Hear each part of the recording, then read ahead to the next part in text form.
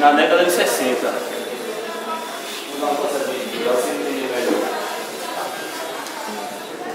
Eu vou falar um pouco sobre imagem tridimensional. Do ponto de vista da computação gráfica,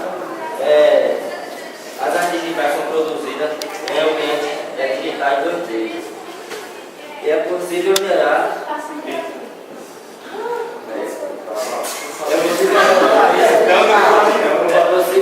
interagir objetos em um plano, eixo X, Y e Z. Só que o eixo X, o eixo Y, o eixo Z é nulo ou zero.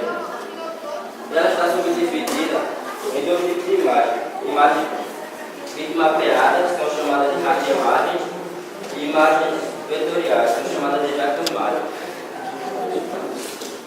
Pessoal, para vocês verem aí, é uma imagem que a gente vê muito na